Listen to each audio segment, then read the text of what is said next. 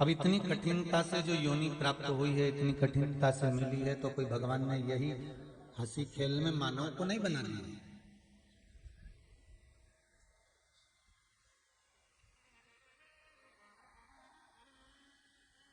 ना जाने हमारे जीवन में हमने कितने पाप कर्म करे होंगे, कितने पुण्य कर्म करे होंगे, कितने सत्कर्म करे होंगे और कितने बेकार भी कर्म करे होंगे। इन सारे कर्मों को ध्यान में रखकर ये मानव का शरीर दिया है महाराज। इन सभी चीजों का स्मरण कर कर ये मनुष्य का शरीर प्राप्त हुआ। और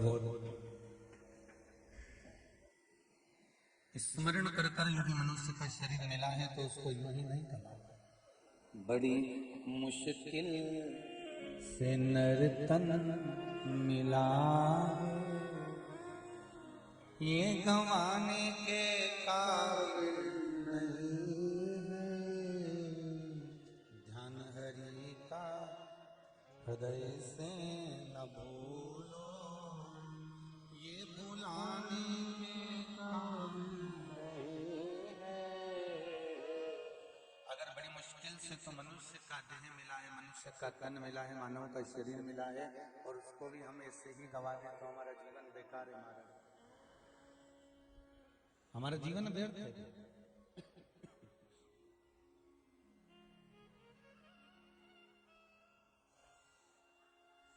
कुछ अच्छा कर कर, कुछ अच्छा प्राप्त कर कर, भगवत स्मरण कर कर, भगवत भजन कर कर, भगवान की अविरल भक्ति को धारण कर कर, भगवान के भजन कीर्तन स्मरण को धारण कर कर, हम कुछ ऐसा कर कर मनुष्य देह से जाएं कि लोग बाद में भी हमको कहें कि कोई मृत्यु लोक में जन्मा था और जन्म लेने वाला मानव कोई साधारण नहीं था महाराज, कोई सहज नहीं था।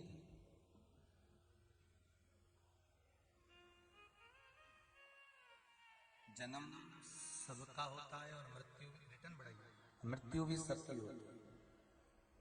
जन्म भी सबका है और मृत्यु भी सबकी है। मत बुरे कर्म कर बंदे वरना पछताएगा, भगवान की आंखों से तू बच नहीं पाएगा, तू बच नहीं पाएगा। अरे ओ अज्ञानी मत करना दानी, तेरे कर्म का फल भी तू ही पाएगा, जैसा किया हमने तेरे आगे आएगा। जैसा हम कर्म करेंगे उसके अनुसार हमको फल प्राप्त होगा, उसके अनुसार हमको सुख प्राप्त होगा।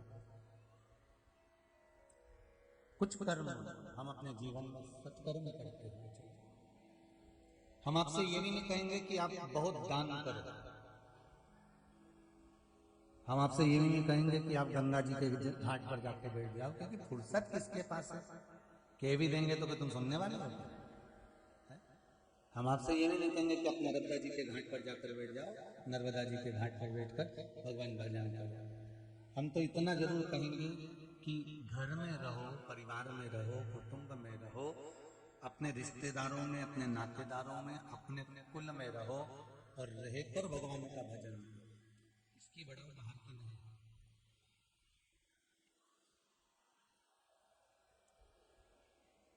परिवार में रहकर, कुटुंब में रहकर, नाते रिश्तों में रहकर भगवान की भक्ति में लग जाओ, भगवान के भजन में लग जाओ। मैं मोदी परिवार को बहुत बहुत धन्यवाद देना चाहूंगा। समय का, अपनी आयु का, अपने धन का, अपने मन का, अपने विचारों का, अपने शरीर का सदुपयोग करा है शिव महापुराण की कथा के।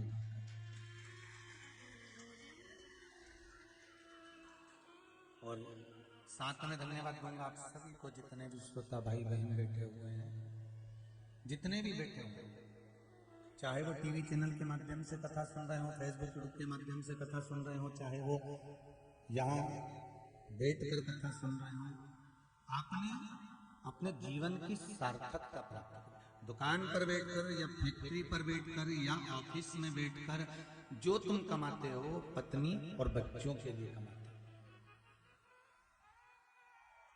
जो आपने कमाया वो पत्नी और बच्चों के लिए। कई पड़ोसी के लिए कमाया है क्या तुमने? हर जम के तो बोलो नहीं। किसके लिए कमाया है? अपनी पत्नी के लिए, अपने बच्चों के लिए। जो आपने दुकान पर बैठकर, ऑफिस में, व्यापार में, नौकरी में, सर्विस में, जिस भी जगह पर कमाया वो अपने बच्चों के लिए, अपनी पत्नी के लिए, अपने परिवार के लिए कमाया। पर व्यक्ति जब सत्कर्म करता है, व्यक्ति जब भगवान का स्मरण करता है, दान करता है, पुण्य करता है, नाम जाप करता है, कुछ देर की माला जप लेता है, मंत्र जप लेता है, भगवान के मंदिर चले जाता है, या भगवत भक्ति में जब मनुष्य थोड़ा सा डूबता है, तो ये वो जो भजन कर रहा है, वो जो कीर्तन कर रहा है, वो जो मंत्र जाप कर रहा है, वो जो स्मरण कर रहा है, वो जो कथा सुन रहा है, वो जो दान पुण्य कर रहा है, वो जो नाम जाप कर रहा है, ये पत्नी और बच्चों के लिए नहीं कर रहा है। इसने जितनी देर करा उसका फल उसको स्वयं प्राप्त होगा। उसका फल अगर मिलेगा तो उसको खुद को मिलेगा, उसका फल और किसी दूसरे के खाते में नहीं। जितने कदम चलकर हम भगवान के मंदिर पहुंचते हैं, जितने कदम चलकर हम शिव महापुराण की कथा तक पहुंचते हैं, जितने कदम चलकर हम कोई सत्कर्म करने के लिए जाते हैं, जितने कदम चलकर हम कोई पुण्य कर्म करने के लिए जाते हैं, उतने अश्वमेध यज्ञ हम अपने जीवन पे कर रहे हैं। अश्वमेध यज्ञ उतने हो गए जितने आपने सोचे भी नहीं होंगे।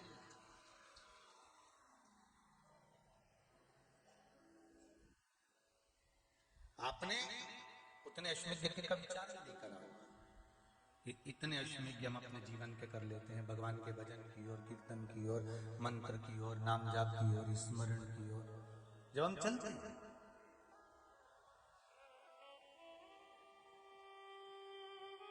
तेरा ही दिया मैंने खाया पिया है, तेरा शुक्रिया है, तेरा शुक्रिया है, मुझे भोले बाबा ने बहुत दे दिया है, तेरा शुक्रिया है, तेरा शुक्रिया है। हम उसको कैसे धन्यवाद दें, हम उसको कैसे रिझाएं, हम उसको कैसे मनाएं, हम उसको कैसे बोलें कि आपकी ही कृपा से मिल जाए।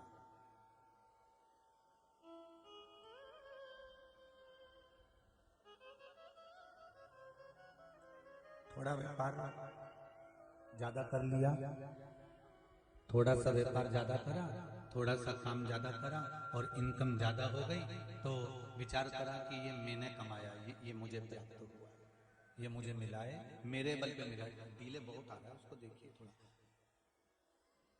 ये मेरे बल पर मिला है मुझको।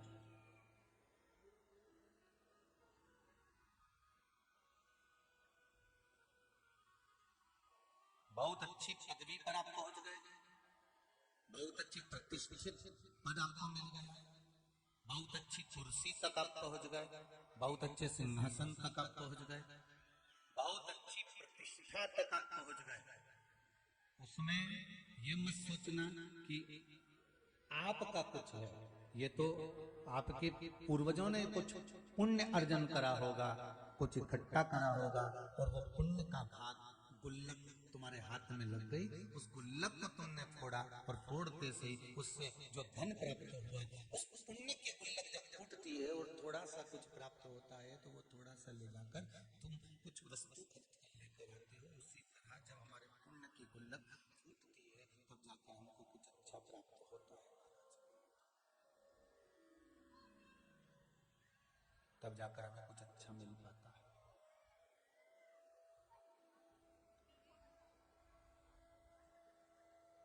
मोती समुद्र के किनारे पे मिलते हैं कि समुद्र के अंदर मिलते हैं? जम के बोलो जरा, किनारे पे मोती मिल जाएगा क्या? नहीं, समुद्र के अंदर थोड़ा सा उतरना पड़ेगा, थोड़ा सा जाना पड़ेगा, समुद्र के अंदर जब हम थोड़ा सा जाएंगे, उतरेंगे, अंदर प्रवेश करेंगे, और प्रवेश करने के बाद में ऐसे ही कोई उतर जाएगा क्या? समुद्र में उतरने में भी तो सामर्थ्यता चाहिए।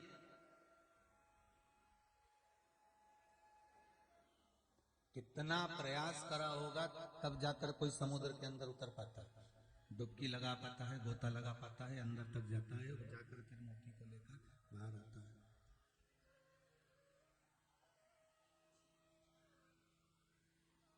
कितना प्रयास करा होगा, कितना।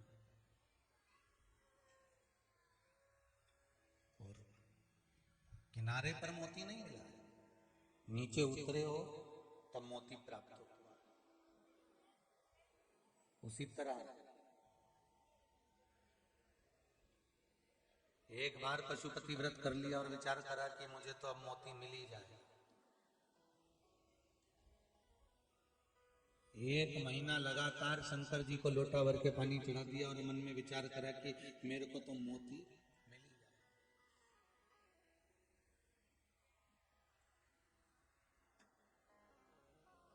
अभी तो आपने मंदिर जाना चालू करा है, अभी अभी तो आपने पशुपति व्रत चालू करा है, अभी अभी तो आप शिव महापुराण की कथा सुन रहे हैं। इतनी जल्दी आपको मोती मिल जाएगा क्या? वो तो शंकर भगवान कृपा करे हैं, इसलिए आप पशुपति व्रत करते हो और आपका कोई कार्य हो जाता है। आप कोई उपाय करे हैं और आपका कोई कार्य हो गया, शिव जी के मंदिर गए, वो कार्य हो गया, वो अटका हुआ था। भगवान भी इंतजार में बैठा हुआ था कि ये रोज कहती है मेरे मंदिर में आकर के मुझे ये देना, मुझे वो देना। भगवान कहने लगे तू शिव के मंदिर गई कभी? जिस दिन से तू भगवान के मंदिर जाना प्रारंभ करेगी, जिस दिन तू भगवान की भक्ति में डूबना प्रारंभ करेगी, जिस दिन तू स्मरण करना प्रारंभ करेगी, अपने आप तेरे को फल प्राप्त हो जाएगा। लक्ष्मी और लक्ष्मी का दास, दोनों के बीच एक बात रहती है। दास कहता है कि लक्ष्मी मैया तुम प्रसन्न हो जाओ, मैं खूब दान करूंगा, पुण्य करूंगा, सत्कर्म करूंगा, ये करूंगा, कथा करवाऊंगा, भागवत करवाऊंगा, रामायण करवाऊंगा, गीता करवाऊंगा, सारे अच्छे काम करूंगा, यज्ञ करवाऊंगा, लक्ष्मी मैया तुम प्रसन्न हो जाओ। दास कहता है कि लक्ष्मी से कि तुम प्रसन्न हो जाओ, मैं सारे अच्छे काम करूंगा। और लक्ष्मी क्या कहती है कि तू पहले अच्छे काम कर ले, मैं खुद प्रसन्न हो जाऊंगा। अब दोनों अटके पड़े। दास कह रहा है कि तुम प्रसन्न हो जाओ तो मैं सारे अच्छे काम करूं, लक्ष्मी जी कहेगी तू पहले अच्छे काम कर, मैं प्रसन्न हो जाऊंगा। सर्विस नौकरी जब लगती है ना, तो पहले उसको सीखने का मौका दिया जाता है कि आपको कंप्यूटर ऐसे चलाना है, आपको प्रचार सामग्री ऐसे रखना है, आपको जाकर ऐसे प्रयोग करना है, आपको जाकर ये काम ऐसे करना है। जितने भी, चाहे प्राइवेट जॉब हो चाहे सरकारी।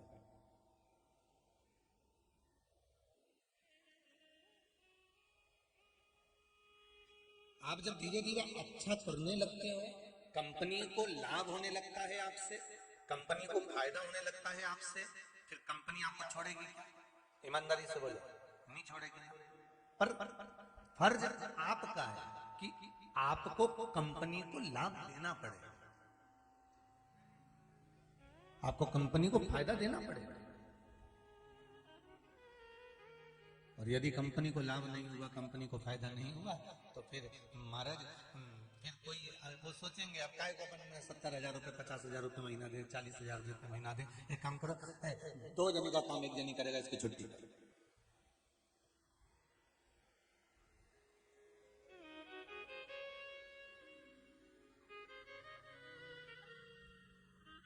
कोरोना महामारी में ढेर सारों की जॉब चली गई थी। बोलो गई थी कि नहीं गई थी? चलिए, ऑफिस में उन्हीं को रखा गया था जो ऑफिस में थोड़ा सा अच्छा बल दे रहे थे। आपको भेज दिया गया आपके घर पर कि ये लैपटॉप ले जाओ, घर से काम करो, वहीं से बैठकर सब काम करो, हमारा प्राण मत खाओ, यहां से जाओ। बोल उसमें भी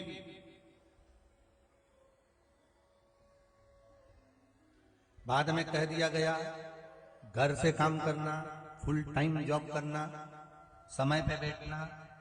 घर घर में लोग बहुएं, बेटियां, बेटे सब लैपटॉप ले लेके घर के अंदर एक कमरे में छत पे एक रूम में जाके बैठ जाते थे। किसी के यहाँ जाओ, पूछो क्यों, अभी तो कोरोना चल रहा है, बहू बेटे तो यहीं होंगे। हाँ है ना गुरुजी, पर ऊपर है कमरे में, नीचे नहीं आएंगे, काम चल रहा है उनका, वो सर्विस नौकरी लैपटॉप पे चल रही है, जॉब उस पे ऑनलाइन चल रही है। हमने कहा बहुत बढ़िया। इसके बाद में जब कंपनी चाहेगी फोन करेगी और इनको वापिस जम के तो बोलो बुला लेगी। यही की यही हमको अपने जीवन में समझना है। भगवान ने भी हमको जन्म दिया है, लैपटॉप देकर पैदा करा है, मन रूपी लैपटॉप भगवान ने देकर पैदा करा और कहा इस मन पर काम करते रहना, राम नाम कृष्ण नाम श्री शिवाय नमस्तुभ्यम का कार्य करते रहना, जपते रहना, भजन करते रहना, काम करते रहना, घर में करते रहना, कहीं जाने की जरूरत नहीं है। एक ना एक दिन कंपनी का मालिक वापस बुला लेगा, ये पक्का। आप करो तो घर पे जाकर भी कई लोग मक्कार हो जाए, काम ही नहीं करे और तनख्वाह पूरी चाहिए। कई लोग विचार करें कि नहीं मैं तो बाद में कर लूंगा, आधे घंटे बाद कर लूंगा, 1 घंटे बाद कर लूंगा। नौकरी किन की गई? कंपनी ने काम दिया था कि लैपटॉप ले जाओ, ये अपने अपने कंप्यूटर पे काम करना, अपने अपने घर जाओ। कोरोना महामारी चल रही है, किसी को यहाँ रहने की जरूरत नहीं है, सब अपने अपने घर चले गए, बहुएं भी गई, बेटा भी गया, बेटी भी गई, सबने अपना अपना, जिसने ईमानदारी से कोरोना महामारी के अंतर्गत भी काम करा उसको कंपनी वालों ने वापस बुला लिया। जिन्होंने मक्कारी कर दी, सोचा बिचारा कि हाँ देख लेंगे, कर लेंगे, हो जाएगा, देखा जाएगा, करा जाएगा, कौन वहां पर ऑफिस में है, ऑफिस में रहते तो टाइम पे जाते, टाइम पे उठते, टाइम पे खाते, टाइम पे पहुंचते, अब यहाँ कौन देख रहा है, आराम से। अब लोग तो लोग कितने लोग थे जो कोरोना महामारी में रोज नहा रहे थे, वो तो लैपटॉप पे बैठे रहे, 1-2 बजे आराम से जब फुर्सत मिली नहा लो। बेचारी सास भी बहुओं से नहीं बोली क्योंकि बेचारी काम कर रही थी, तो कोई बोले।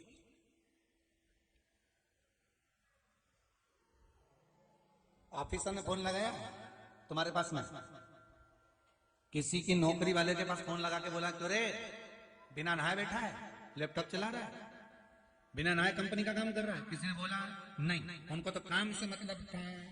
उनने ये नहीं देखा कि तुम नहाए कि नहीं नहाए, उनने ये नहीं देखा कि तुमने खाया कि नहीं खाया, उनने ये नहीं देखा कि तुम किससे बात कर रहे हो, उनको तो काम से मतलब है। उसी तरह जैसे कंपनी के मालिक को काम से मतलब है, मेरे परमात्मा को नाम से मतलब है कि तुम जपो, ऐसे भी जपो, और जपो, पलंग पर पड़े हो तो जपो, कुर्सी पर बैठे हो तो जपो, राम नाम कृष्ण नाम शिव नाम, दुकान पर बैठे हो तो जपो, व्यापार कर रहे हो तो जपो, कोई कार्य कर रहे हो तो जपो, बस काम पक्का चाहिए। तो एक ना एक दिन वो कंपनी का मालिक तुमको बुलाएगा और नौकरी पक्की कर देगा। बस उसको क्या चाहिए? हम भी तो ये कहते हैं नौकरी पक्की करो भोले मेरी नौकरी,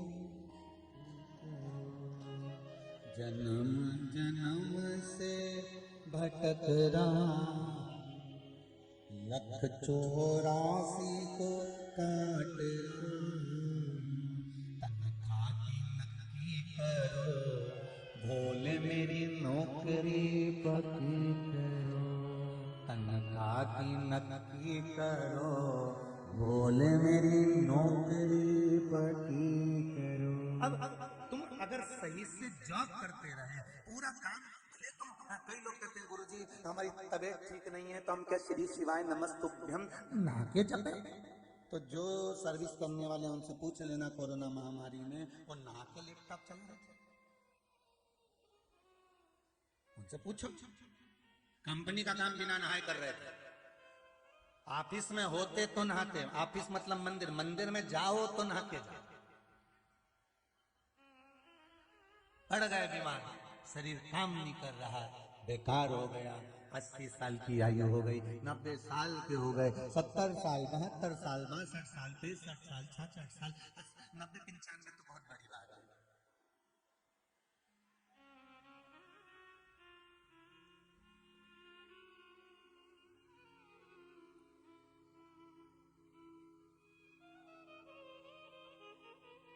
भाई 90 95 बहुत आज के जमाने में बहुत बड़ी बात। तो तुम कोई गुरुजी के ताऊजी तो हो नहीं, हमारे ताऊजी 95 के बाद बात।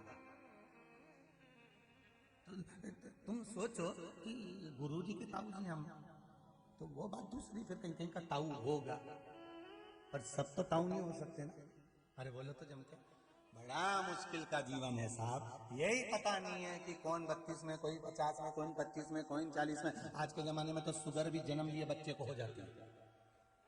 अब उसने कौन सा मीठा खाया था, तो डॉक्टर ने उसकी मम्मी से पूछा क्यों, तो मीठा खाती थी क्या? नहीं साहब, खुद बोले कि ये मीठा खाए नहीं, ये तो मीठे से नफरत करे, चाय भी फीकी पिए, इसको पसंद ही नहीं ज्यादा मीठा, ये तो नमकीन खाए। तो फिर छोरा के शुगर कैसे हो गई? जन्म लिए बच्चे को शुगर साहब।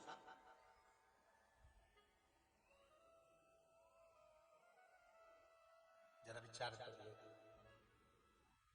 अवस्था नहीं है।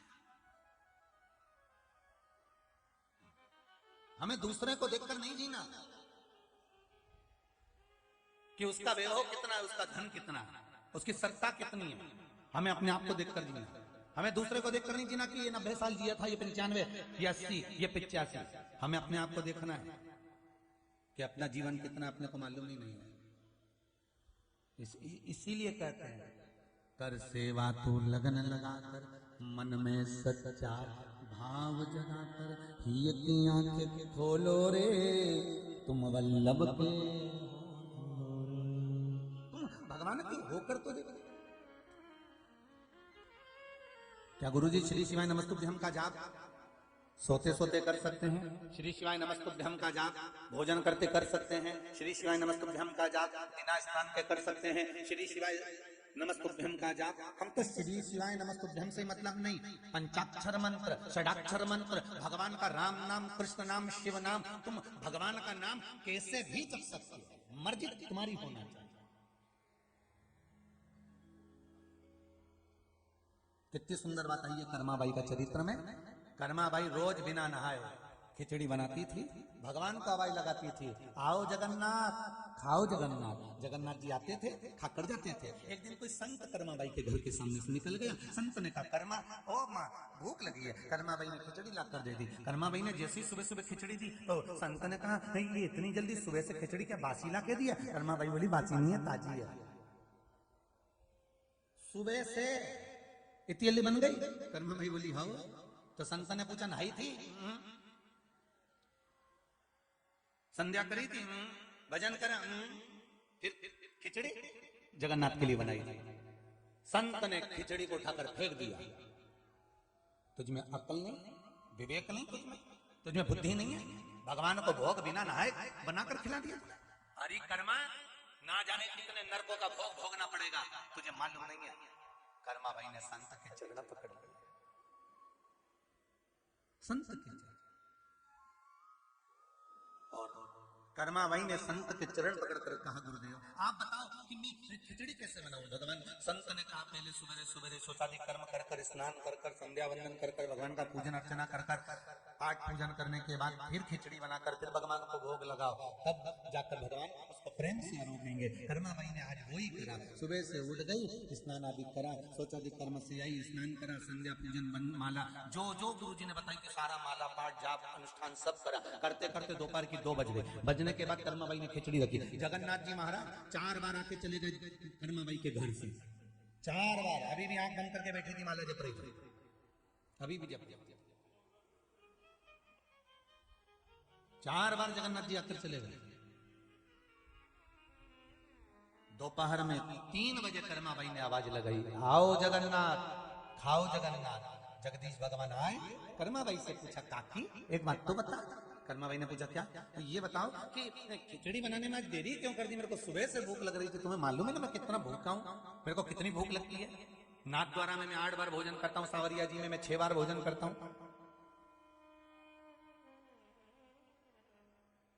गोवर्धन में जतिपुरा में तो 15-15 मिनट में जीमता रहता हूँ, वृंदावन में तो हर सेकंड में खाता हूँ, बद्री विशाल में मैं 6 बार खाता हूँ, तिरुपति में तो मैं इतने बड़े बड़े लड्डू ना जाने दिन भर कितने निपटा जाता हूं।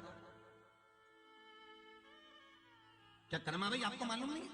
और आप भोजन मुझे 3 बजे दे रही हो? कर्मा भाई बोली अब क्या बताऊं रे जगन्नाथ, एक संत जी आए थे, उन संत जी ने कहा कि तू बिगर नहाए भोजन बनाती है, इसलिए उन्होंने जो पाठ बताया जैसा जैसा बताया वैसा वैसा मैंने कहा। जगन्नाथ जी ने कहा संत कहाँ गया, कि इधर ही गया है। भगवान जी बोले अब खिचड़ी तो बाद में खाऊंगा, पहले जगन्नाथ जी बोले संत से निपट जाओ, इसके बाद खिचड़ी खाएंगे। संत जा रहे थे माला फेरते फेरते फेरते फेरते पहुंच गए जगन्नाथ जी। जो जगन्नाथ जी गए और इनके गले में हाथ डाल के इसके ऊपर चढ़ गए तो ये नीचे से चित्ता संत संत पूछे कौन, जगन्नाथ जी की तरफ कौन, कि जगन्नाथ। संत ने पूछा जगन्नाथ, पुरी का जगन्नाथ, हाँ उतर तो। भगवान जैसे ही नीचे उतरे, संत ने भगवान के विग्रह को देखा तो चरण पकड़ लिए, नाथ आज आप यहाँ,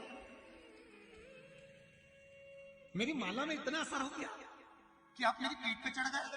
भगवान बोले माला में असर नहीं हुआ है, जो तू गड़बड़ी करके आया ये असर उसका है। अरे प्रभु क्या गड़बड़ करनी मैंने, कर्मा भाई को बोल कर आया था कि पहले स्नान करो, संध्या वंदन करो, पूजन करो, आराधना करो, पाठ करो, फिर जाकर खिचड़ी बनाकर जी मां मैं भूखा रह गया। जाकर बोल क्या कर्मा भाई को कि जैसी बनाती थी वैसी बना, जा बोल कर। प्रभु बोलने तो बाद में जाऊंगा, पर आज मेरा दिल इसलिए खुश हो गया, कम से कम आपका दर्शन इतने जीवन के बाद तो हो गया, बस इसी में खुशी हो गई। संत दौड़े कर्माबाई के पास गए, कर्माबाई के चरण संत ने पकड़ लिए, अरे कर्मा तू जैसी बनाती थी जगन्नाथ जैसा पाता था, वैसे बना और वैसे पावा। आज भी जगन्नाथपुरी में सबसे पहली सुबह की खिचड़ी बिना नहाए जगन्नाथ जी के लिए बनती है और कर्माबाई के नाम से भोग लगता है। आज भी भले कर्मा चलिए। और जब जगदीश रथ यात्रा होती है तो जगन्नाथ जी का रथ सबसे पहला पड़ाव जगन्नाथ जी का कर्माबाई के मंदिर के सामने ही रुकता है, जहां कर्मा का पुराना घर था वही। मंदिर में से खिचड़ी का पात्र जाता है, जगन्नाथ जी को भोग लगता है, तब मेरे जगन्नाथ जी का रथ आगे बढ़ता है, आगे ही नहीं बढ़ता। कितनी भक्ति है। गुरुजी बिना नहाए मंत्र जप सकते हैं।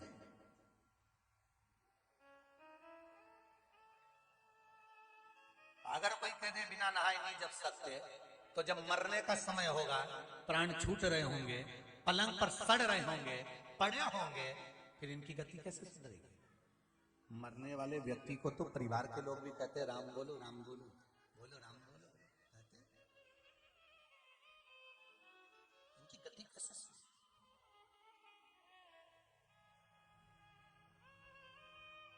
महाराज चाहे तुम कहीं भी रहो, देश में विदेश में, जहां भी रहो, राधा रमन राधा रमन राधा रमन करो। तुम्हारी मर्जी करे, जिस जगह जिस भूमि पर जिस स्थान पर, जहां तुम्हारा चित्त कर जाए, जहां तुम्हारा मन कर जाए, जहां तुम्हारी वृत्ति बुद्धि कर जाए, तहां रहो, पर भजन करो।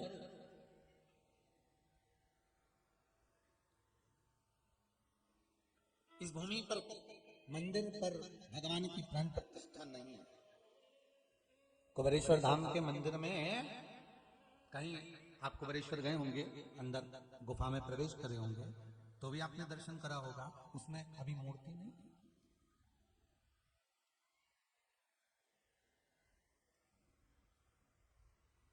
जब कुबेरेश्वर के अंदर आप गए होंगे तो कोई मूर्ति वहां नहीं, केवल एक गुफा, केवल भूमि।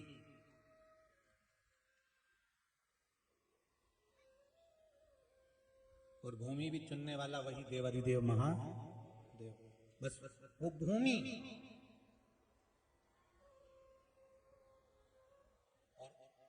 और उस भूमि की महत्वता।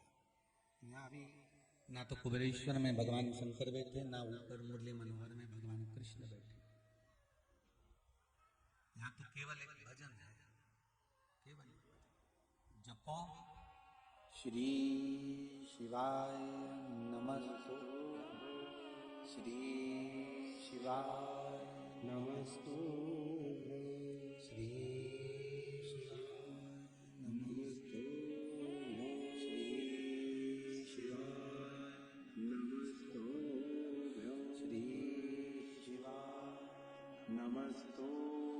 यहाँ केवल इस मंत्र का जाप है। चाहे आप इसको भी ना जपे तो पंचाक्षर जपे, षडाक्षर जपे।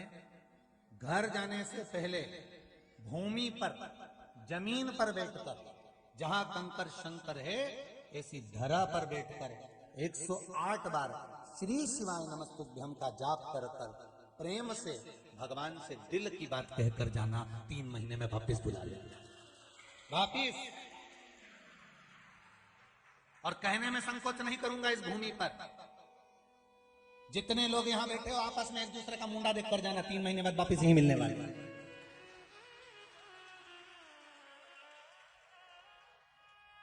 ये उसकी कृपा है, इस भूमि का फल है कि जो आया वो खाली तो नहीं गया कुबेरेश्वर धाम की धरा से।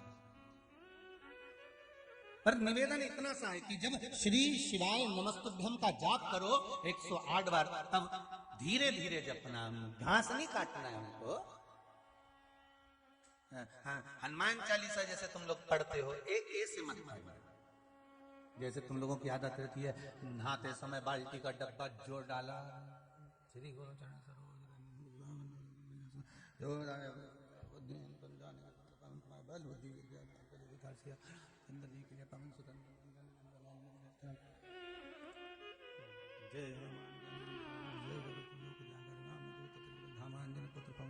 महावीर विक्रम कंचन वदन विराजश्वेत कानन कुंडल कुंचित शंकर सुवन कैसी।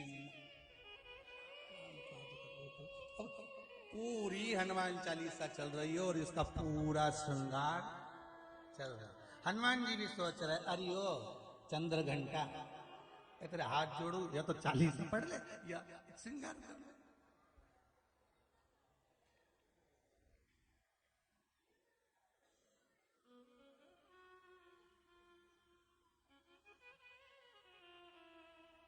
अच्छा, कई बार भगवान, ऐसा नहीं है कि भगवान, कई बार भगवान ऐसी जगह पर फंस जाते हैं कि उनको भी सोचना पड़ता है। जैसे भस्मासुर को आशीर्वाद देते, कितने वर्षों से लगा था शंकर भगवान की आराधना करने में, आखिरी में पार्वती जी ने शिव जी को राजी कर लिया। सबसे पति हर एक बात में राजी होता ही नहीं है, पर ये है नहीं, समझ जाए, बस इशारा में समझ जाओ। इसके चक्कर में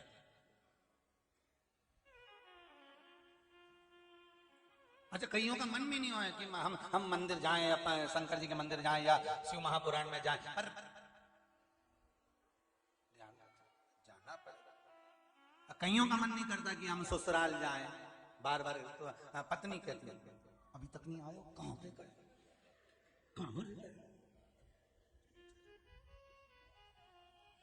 निकल रहा हूं, पहुंचूंगा, भोपाल से निकल रहा 42 किलोमीटर पर, 4 दिन से कह रहे कथा चल रही, यहाँ तो है ना। ये उसी में का नहीं हो गया जैसे वो एक पत्नी अपने पति से बड़े प्रेम से कह रही, बाथरूम में कपड़े पड़े हैं, धो देना। धो दोगे क्या? नहीं तो समय मिले तो धो देना, नहीं तो मैं आके धो दूंगा। अब पति इतने में समझ जाए कि कपड़े की नहीं बोल रही है, उसने क्या कहा, धो दोगे क्या, नहीं तो मैं आके धो दूंगी। शब्द पर जाइए, समझदार हो तो बेचारा तुरंत के देंगे, बाद में धोएगी, तुम नहीं धोएगी, उसको मालूम है कपड़ा नहीं धोएगा, कपड़ा नहीं धोने वाली हो। ये जब मुंडा ऐसा बना लेनी तो बेचारा पतियों के भी सोचना पड़े कि तू तो काली रे कल्याणी हो माय, जित देखूं त जोग माया।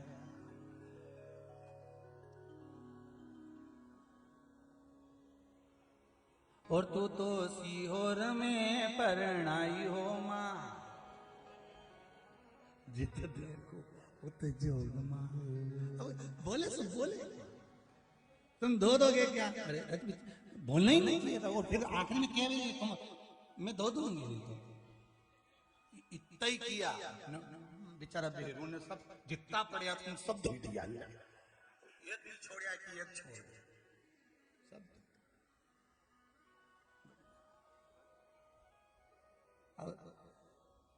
यही हमारा सत्संग कह रहा है। भगवान कभी नहीं कहता कि तुम मेरा नाम कैसे ले रहे हो, कैसे।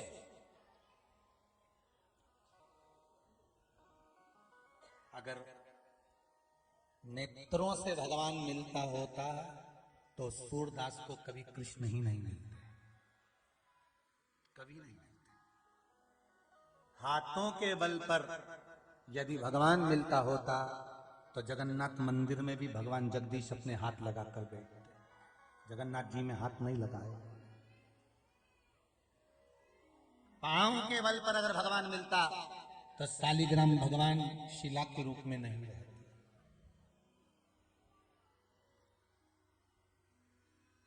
भगवान इंद्रियों के बल पर नहीं मिलता, भगवान केवल निर्मल मन सो मोही।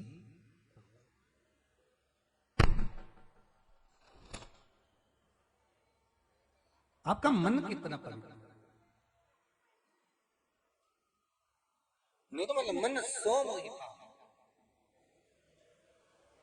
भगवान केवल एक मन के बल पर मिले, मन के बल।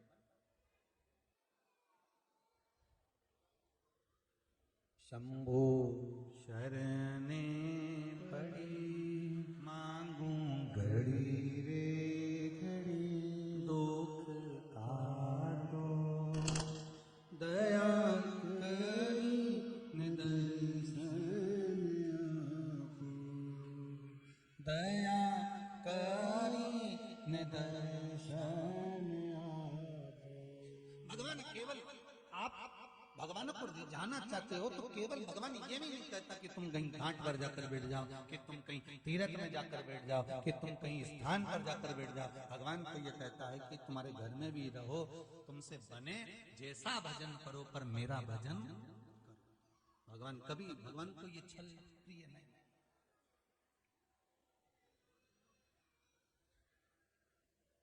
भगवान को छल प्रिय नहीं, भगवान को केवल हृदय भाव। तो मोती समुद्र के किनारे पर नहीं मिलते। मोती पाने के लिए समुद्र में डुबकी लगाना पड़ेगी। समुद्र में डुबकी लगा वही सकता है जिसको तैरना आता होगा। तैरने से भी बढ़कर तैरना आना चाहिए कि अंदर जाएगा और मोती उठा कर लाएगा।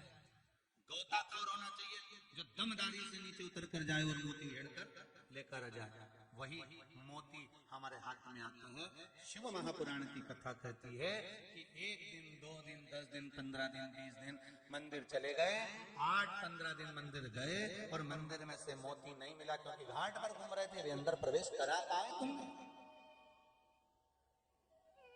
अभी अंदर प्रवेश करा, अभी तो तुम घाट पर घूम रहे हो। 1 महीना 2 महीना अभी हुए कितना समय शिव महापुराण की कथा को जो आप लोग इतने दिल से प्रेम से सुन रहे हैं। मात्र कोरोना महामारी के 2 वर्ष। और हम तो कहते हैं कि भगवान को भी कहीं ना कहीं ऐसा लगता है कि अपने को प्रकट करने के लिए कुछ ना कुछ दिखाना पड़ता है। तो हमको तो लगता है कोरोना महामारी शंकर भगवान को शिव महापुराण प्रकट करना थी, इसलिए संसार में लाकर छोड़ दिया।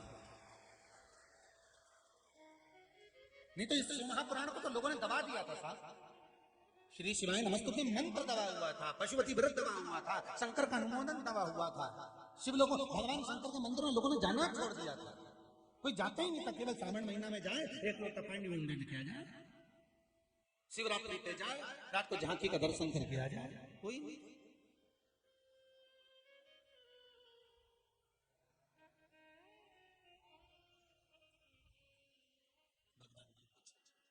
शिव को कुछ दर्शन कराना होगा, इसलिए शायद ये कोरोना महामारी आई होगी।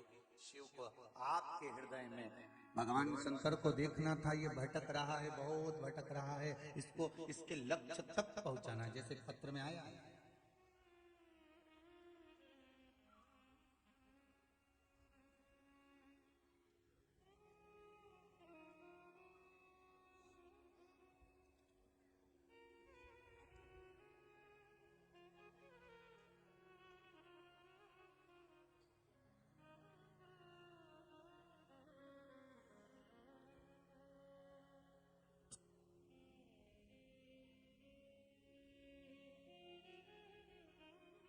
राजकुमारी ताजगंज आगरा उत्तर प्रदेश से कहीं बैठी है, आप ही हैं? माइक दीजिए। शंभो शरणे मांगू घड़ी रे दुख काटो दया करी निदर्शन आपो। क्या नाम है आपका? माइक चालू करिए जरा।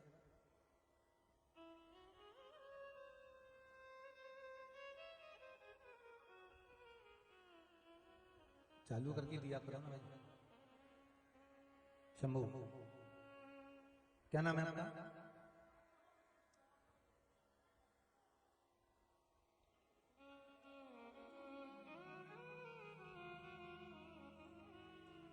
आपने लिखा है राजकुमारी जी, भोले बाबा की बहुत बड़ी कृपा हुई है गुरुदेव, परिवार बहुत बड़ी मुश्किल में आन पड़ा था, पूरा परिवार में बड़ी मुसीबत आ गई थी। गुरुजी श्री शिवाय नमस्तुभ्यम। श्री शिवाय नमस्तुभ्यम। आपका नाम क्या है? राजकुमारी। कहाँ से आए? आगरा से। ताजगंज। आगरा ताजगंज जी। बाबा ने कृपा करी बहुत, गुरुजी इतनी कृपा करी कि कुछ कह नहीं सकते, इतनी कृपा, बहुत कृपा करी गुरुजी। आपने लिखा है बहुत बड़ी मुसीबत में थे, कर्जा इतना ज्यादा था कि सब कुछ अगर दे भी देते तो नहीं चूकता। नहीं चूकता गुरुजी, कुछ भी बेच देते फिर भी नहीं चूकता गुरुजी, नहीं चूकता। और बाबा ने ऐसी कृपा कर दी गुरुदेव कि पशुपति व्रत करे थे और आपने जो सावन के महीने में उपाय बताया था सारे करे, वो कर लिए। अब पूरा कर्जा भी चूक गया और हम लोग सब स्वस्थ हैं और आनंद में सब बढ़िया। विराजमान। बहुत बहुत बाबा जी गुरुजी श्री शिवाय नमस्तुभ्यम। गुरुजी के चरणों में प्रणाम। श्री शिवाय नमस्तुभ्यम। शंभो शरणे मांगू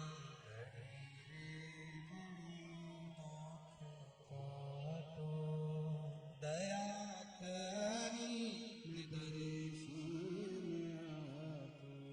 अब भगवान से दिल से जो करते हैं, भगवान उसको स्वीकार करते हैं।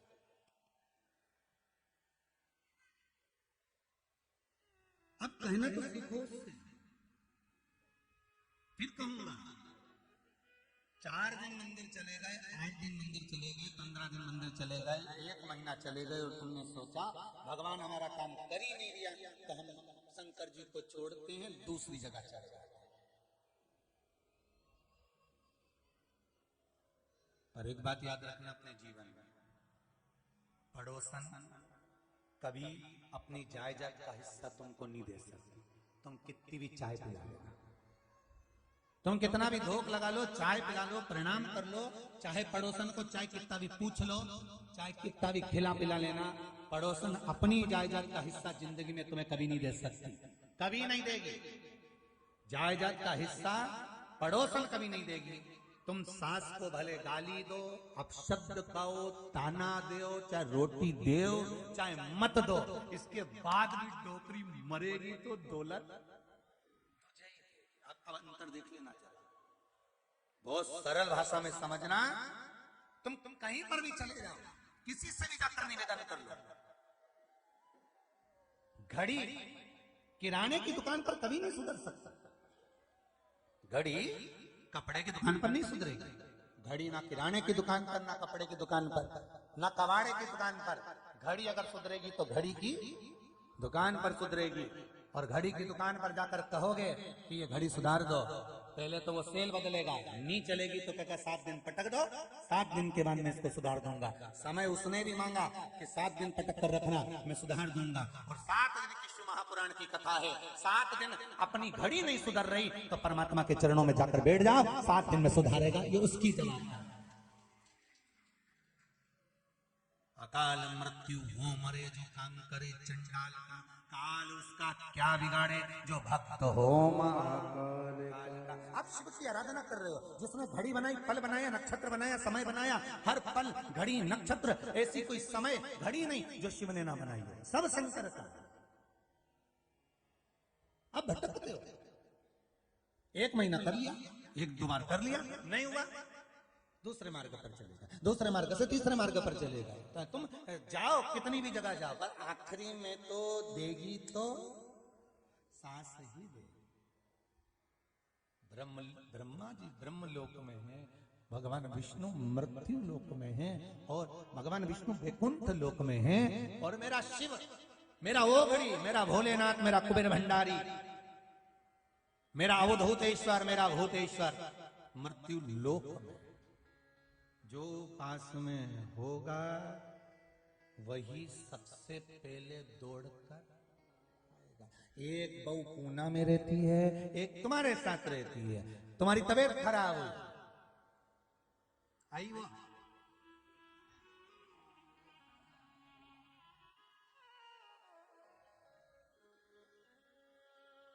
और तुम्हारी पति तो उससे अच्छी है जो दूर रहती है, क्योंकि दूर के ढोल सुहावने, जो नजदीक रहती है उससे कहां पड़ती है, वो तो तुम्हें खाड़ से दिखती, अंदर जाए कमरा में लगे कि कुछ सोए भी तो एक आंख पूरे खोल के सोए, देखते कि ये कहीं कुछ निकाल। जो करीब में रह रही है वो उस पे शंका करो, और जो दूर रह रही है वो बड़ी अच्छी है, आती दिवाली पे 2-4 दिन के लिए, होली पे आएगी, मम्मी जी करके 2-4 बार मम्मी जी करेगी, और एक अंगूठी का चूना लगा के ले जाएगी। थोड़ा बुरा लगेगा, लग जाए तो लग जाए, लगे। अब जरा विचार तो करो, विचार करिए। अंत समय भोले आना करेगा, वचन दिया निभाना पड़ेगा, आए ना आए प्रभु कुटुंब कबीरा, अंत समय भोले आना पड़ेगा, अंत समय भोले आना पड़ेगा। महाराज ये जीवन है मनुष्य, ये मनुष्य शरीर, ये मनुष्य का जीवन, मानव का शरीर है, मनुष्य का जीवन है, मानव तत्व है।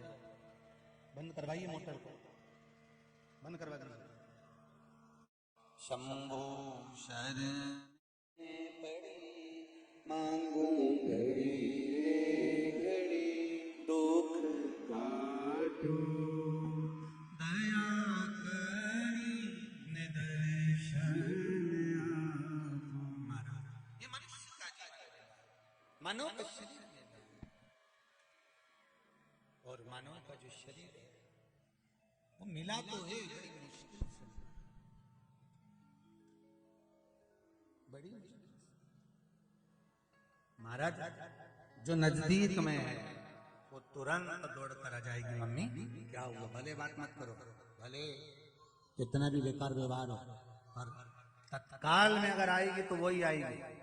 दूर वाले तो फोन लगाएंगे, क्या हो गया, कब, कैसे, क्यों, हॉस्पिटल नहीं ले गए क्या, ले जाना था, तो तू आ जाती। इतना ज्ञान दो ना, तो थोड़ा बहुत तो करो रे, सीधी सीधी बात है, करें कुछ नहीं। कई लोगों की आदत रहती है, जब नई नई सोने की अंगूठी पहनते हैं ना तो बड़ी इशारे में बोलते हैं, सामान उठाओ वहां से। जब नई नई सोने की अंगूठी पहने, जरा सामान उठाओ वहां से, उधर से उठा के उधर रखो। एक व्यक्ति की तो अंगूठी किसी ने देखी ही नहीं, तो उन्हें अपने घर में ही आग लगा दी, और बाहर खड़े होकर बोले पानी डालो, फिर अंगूठी घुमाए, उधर से डालो,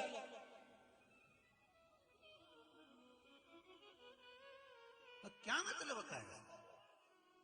प्रेम जता रहे, और वो भी कितने दिन का? थोड़े दिन। फिर वही कल वाली बात याद आ गई, तेरा तेरा दिन याद करे क्यों रे मन सुमिरन क्यों नहीं करे। कितने दिन? ओके बाद तो नुक्ति से खूब झड़े क्यों रे मन सुमिरन क्यों नहीं करे। बस फिर करना क्या? कौन याद कर रहा, किसको, कौन बुला रहा, कौन याद कर रहा? कुछ अच्छा कर्म कर कर जाइए, कुछ जीवन में ऐसा कर कर जाओ कि जीवन की सार्थकता बन जाए, जीवन का एक आनंद सुख प्राप्त हो जाए। महाराज पूछा, कहा कि निर्मल मन से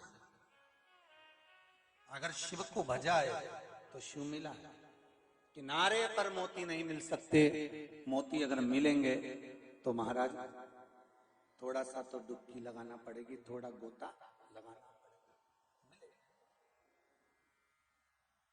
प्राप्त जरूर है तो मिले।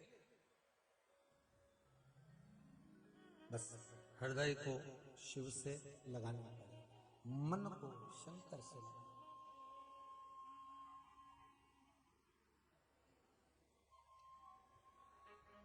दिल तुझको दिया ओ बोले,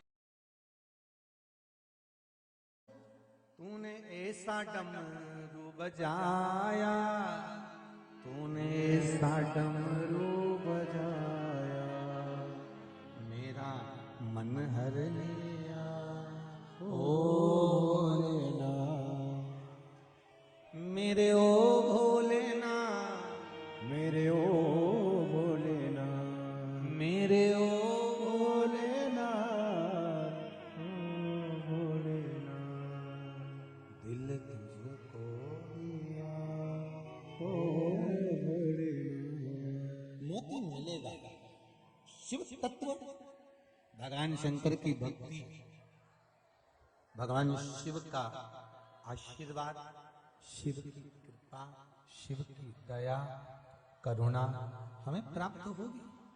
पर पहले हमें थोड़ा सा तैरना आना चाहिए, थोड़ा सा हमको तैरना आना चाहिए, और यदि थोड़ा बहुत भी हमको कुछ तैरना आ गया, थोड़ा बहुत भी हम मंदिर जाना चालू कर दिए, शिव महापुराण में थोड़ा सा मन लगाना प्रारंभ कर दिया, थोड़ा सा मन शंकर की भक्ति में अगर लग गया तो ये पक्का है कि फिर अटकना नहीं। दुनिया वाले हाथ पकड़ते हैं और परमात्मा हाथ पकड़ता है, उसमें अंतर होता है, बहुत ध्यान दीजिएगा महाराज। दुनिया के लोग हाथ पकड़ते हैं तो कभी भी छोड़ देते हैं, कभी भी छोड़ सकते हैं, पर भगवान यदि हाथ पकड़ता है तो एक बार पकड़ने के बाद छोड़ता, बहुत ध्यान रखना। मेरा शंभो, मेरा शंकर, मेरा ओघड़दानी, मेरा त्रिकालदर्शी, मेरा ये नहीं चल रहा है क्या? मेरा त्रिकालदर्शी, मेरा कैलाशी, मेरा अविनाशी, मेरा शिव जब हाथ पकड़ता है ना तो फिर छोड़ता नहीं, फिर नहीं छोड़े। एक तेरे ही भरोसे हवा बिच उड़ती जावांगी,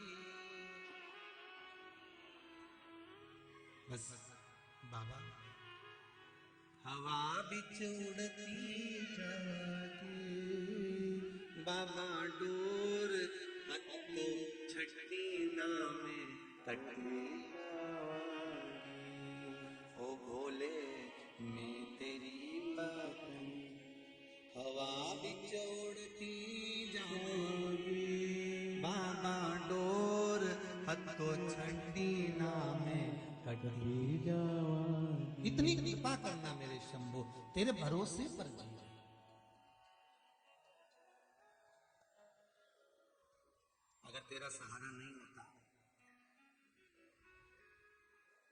जितने लोग शिव महापुराण की कथा सुन रहे हैं, चाहे आस्था टीवी पर सुनाए, चाहे फेसबुक यूट्यूब पर सुन रहे हैं, और जितने लोग इस पंडाल में बैठकर सुन रहे हैं, दिल से कहना, पूरी कोरोना महामारी में जब जब संकट ने घेरा, पास पड़ोस तक भी लोग बीमार हो गए, जाने की तैयारी हो गई, पर आपको अगर बचा कर रखा तो मेरा श्री शिवाय नमः, तो हम बचा कर शंकर बचाया।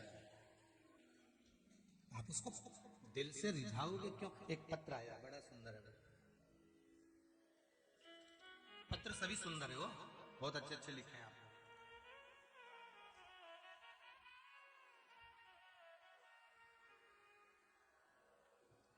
मैं सीमा अग्रवाल, आजमगढ़ यूपी से आई है। कहाँ बैठी है सीमा जी अग्रवाल? आजमगढ़ यूपी। आते हैं जरा माइक दीजिए।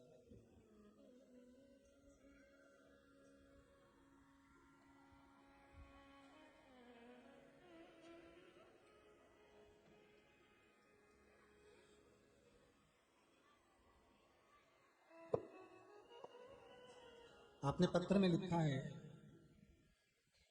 सीमा दीदी अग्रवाल, आप पत्र में लिख रही हैं कि गुरुदेव, मैं पिछले वर्ष रुद्राक्ष महोत्सव में टीवी पर कथा सुनकर यहाँ पहुंची थी।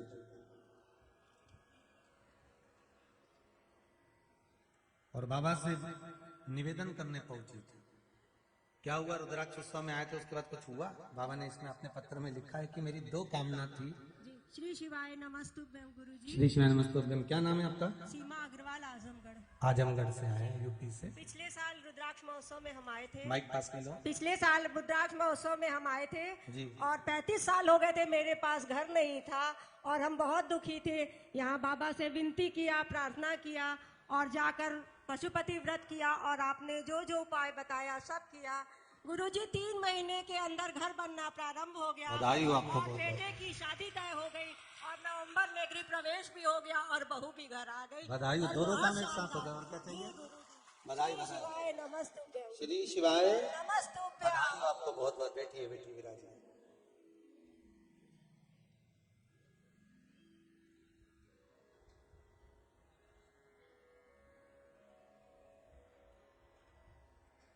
एक पत्र आया है, बड़ा छोटा सा है, पर मस्त है। मैं मालती दुबे होशंगाबाद से।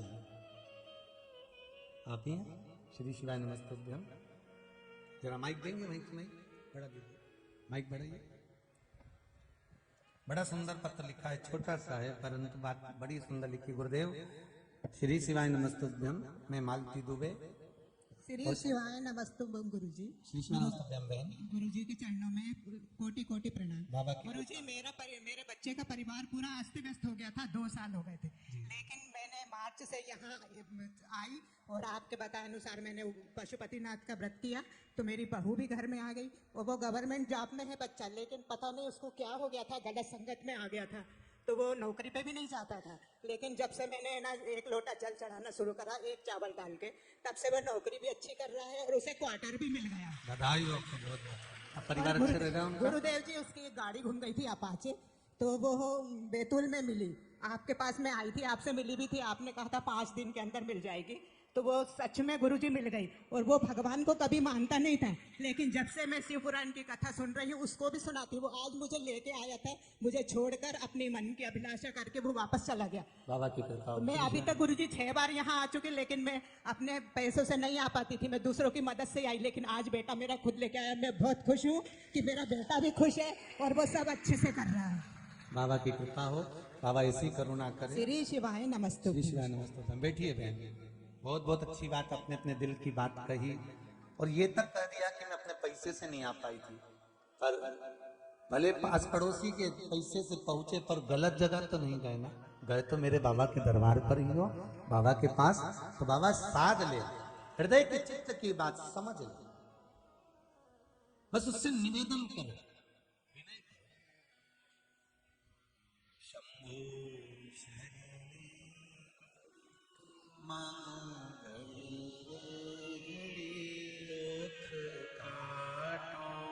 दया करी दर्शन आप अगर दिल से उससे कहोगे, थोड़ा सा तैरना आना चाहिए, तो तुम धीरे धीरे जब तैरना जान जाओगे तो गोता लगाना सीख जाओगे। गोता लगाना अगर सीख गए तो नीचे से मोती लाना प्रारंभ हो जाएगा। उसी तरह अगर तुम शिव महापुराण की कथा सुन रहे हो, भले आस्था चैनल पर सुनो, भले मोबाइल पर सुनो, अगर सुन रहे हो तो समझ लेना कि तुम तैरना सीख गए हो। अब एक ना एक दिन तुम गोता लगा ही लोगे और बाबा मोती प्रदान कर ही देगा। कुछ ना कुछ मेरा बाबा तुमको देगा जरूर, कोई खाली नहीं गया बाबा।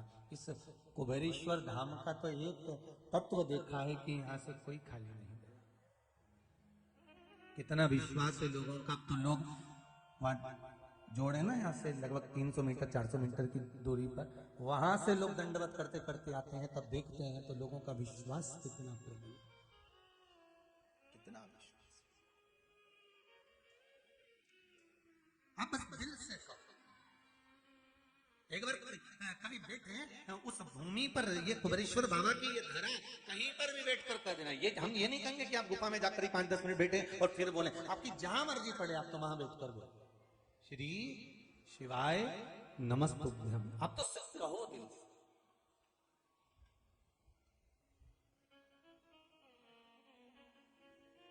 थोड़ा सा तैरना जान गए, हम शंकर को जाने।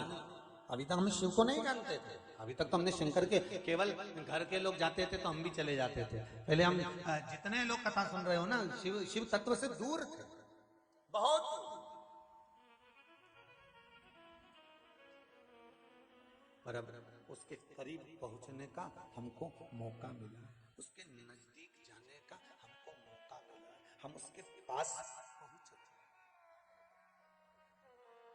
तेरे दरबार की बाबा निराली शान देखी, तुझे देते नहीं देखा पर झोली भरी देखी। वो भले इस भूमि पर कोई मूर्ति के रूप में विराजमान नहीं है, धरा पर मंदिर अभी तो बन रहा है। आप जैसे दानदाता लोग जो दे रहे हैं, बनवा रहे हैं, ये बन रहा है, अभी तो वो बनवा रहा है। यहाँ तो केवल कंकर शंकर। जैसे वो अग्रवाल दीदी ने कहा, आजमगढ़ से आई हैं, आई थी पिछले रुद्राक्ष,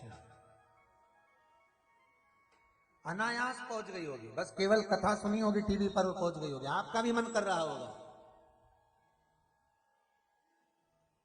अनायास पहुंच गए, बस बिना करना चाहना है, पहुंच जाए।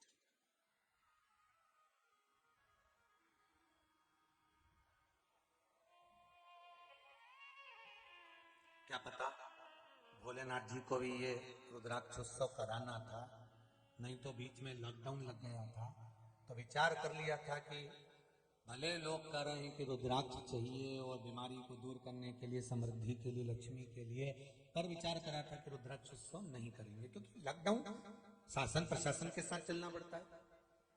सबकी स्वास्थ्य अच्छा रहे, सब निरोगी रहे, यही बाबा से विनती है। पर बाबा को कराना होगा, इसीलिए उन्होंने 15 दिन पहले ही लॉकडाउन हटा दिया। रात का भी लॉकडाउन लगा हुआ था, तो बाबा ने कहा और ये आधी रात को इधर उधर घूमते फिरेंगे पूरे जंगल में।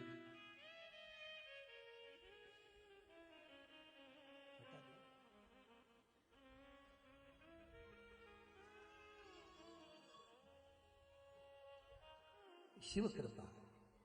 और फिर निमंत्रण है आप लोगों को 28 फरवरी से 6 मार्च तक रुद्राक्ष महोत्सव का आनंद लीजिए, अपने जीवन को सार्थक बनाइए। आस्था चैनल के माध्यम से दोपहर में 1 बजे से 4 बजे तक शिव महापुराण की कथा आस्था चैनल पर, फेसबुक यूट्यूब पर भी आएगी। जो नहीं आ सकते हैं तो वहां से कथा का लाभ लीजिए, पर सुनो शिवरात्रि पर कथा। रुद्राक्ष ले आपको प्राप्त हो।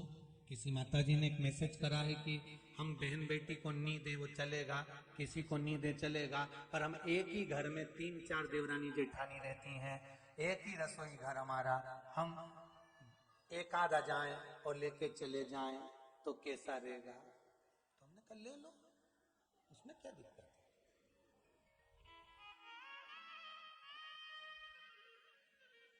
कितना आस्था है, विश्वास है, तो बाबा का नाम लेकर भी आप जो कार्य करेंगे तो बाबा तो स्वीकार करिएगा। मेरे बाबा को छल छिद्र कपट नहीं भाता, दिल से रीझ जाता है। थोड़ा दिल से रीझेगा, आके छल और कपट से वो नहीं रिश्ता, केवल निर्मल मन सो मोहि उसको नहीं। और एक निवेदन आप सबसे, जो लोग कुबेरेश्वर धाम आ रहे हैं, अगर बाबा की इस धरा पर पंडाल फुल हो जाए, रुकने की जगह व्यवस्था ना हो, आप गाड़ियां लेकर आ रहे हो, तो कुबेरेश्वर धाम से सीहोर मात्र 8 किलोमीटर की दूरी पर है, जहां पर सीहोर वासियों के द्वारा, समाजों के द्वारा धर्मशालाओं का निर्माण है। उन सभी धर्मशालाओं में आप सभी के लिए रुकने की व्यवस्था निःशुल्क करी गई है।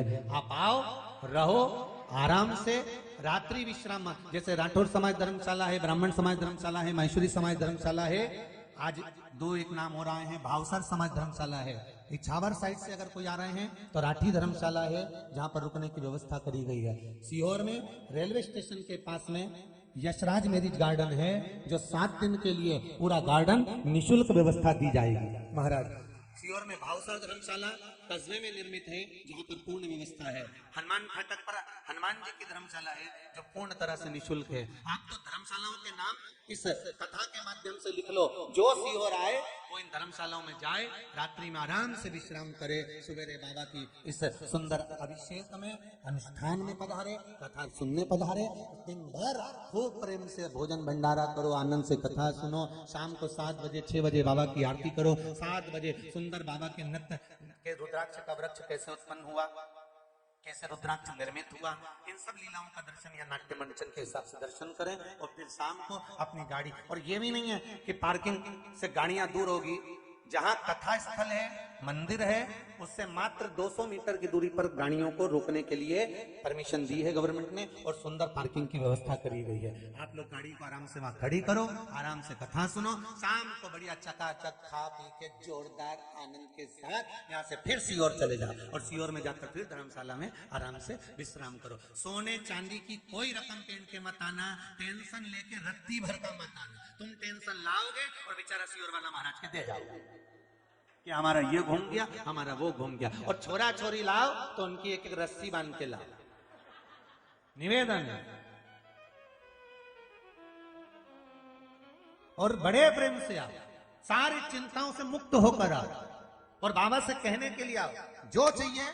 7 दिन की कथा सुनने के लिए आ रही हूँ रुद्राक्ष उत्सव में। बाबा 7 दिन की कथा सुनने के बाद जब जाऊं और जब वापिस आऊं, तो जैसे ये खड़ी हो के बोले नहीं, ऐसे मारा भी नंबर लगी जाए ना मोबाइल, जैसे बोलूं माइक पे तो आनंद आए। बाबा बस इतनी कृपा कर देना कि जैसे सबकी झोली भरे, ऐसी खुशियों से मेरी भी भर देना। बाबा से कहकर फिर कथा सुनूं, और सुनने का नियम है 3 महीने में वापिस ऐसी कृपा। तो जितना सोना चांदी की रकम है सब घरे धरी आई है, टेंशन लेकर नहीं। ज्यादा पैसा धेला भी लेके नहीं आना, इतना मत लाना कि माथा पच्ची हो जाए। तुम तो तुम्हारा खर्चा निकल जाएंगे, और ये खर्चा की जरूरत क्या नहीं है ना, बड़ी चाय आराम से भोजन भंडारा चलेगा। चाय ने भोजन ने सुबह 10 बजे से चालू ने शाम के 7 बजे तक जितनी बार निपटा लीजिए, पर इतना भी मत खा लीजिए कि चिकित्सालय बनाया वो भी पड़ी रहे। महाराज जी ने चिकित्सालय में डॉक्टर बिठाए ने, सिस्टर बिठाई ने, नर्स बिठाई ने, सब जोरदार ने, पुलिस कंट्रोल रूम बनाया ने, प्रतीक्षालय बनाया ने, गुमशुदा तलाश केंद्र भी बनाया। तो ऐसा मत कर कि छोरा छोरी के वहीं छोड़ दीजिए। तुम तो खूब आनंद से बस बाबा का भजन करो, रुद्राक्ष उत्सव का आनंद लो। एक रुद्राक्ष अपने जीवन में धारण करो, और उस रुद्राक्ष को ये समझ कर लेकर जाना कि मेरा शंभु कुबेर का खजाना कुबेर भंडारी मेरे साथ जा रहा है, और वो लेकर कल आपको कहा था रुद्राक्ष का कमल पुष्प।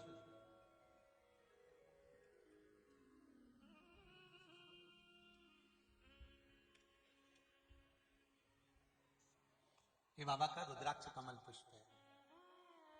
हजारों वृक्ष में से कोई एक वृक्ष ऐसा होता है जिस वृक्ष में हजारों साल में एक बार कमल रुद्राक्ष उत्पन्न होता है, जो प्राप्त होता है। ये बाबा की कृपा से मैं चाहूंगा आस्था चैनल पर भी इस कमल रुद्राक्ष का दर्शन अवश्य करें। कमल रुद्राक्ष जो कि पंखड़ियां उसकी खुली हुई होती है, जितना बाहर रुद्राक्ष होता है उतना अंदर ही रुद्राक्ष रहता है। ऐसा कमल रुद्राक्ष का वर्णन बाबा करें। दो रुद्राक्ष यहाँ पर हैं जिनका दर्शन अपन कर रहे हैं। एक कमल रुद्राक्ष जो जीव के लिए संपदा सुख वैभव प्रदान करने वाला होता है, दूसरा है शालिग्राम रुद्राक्ष।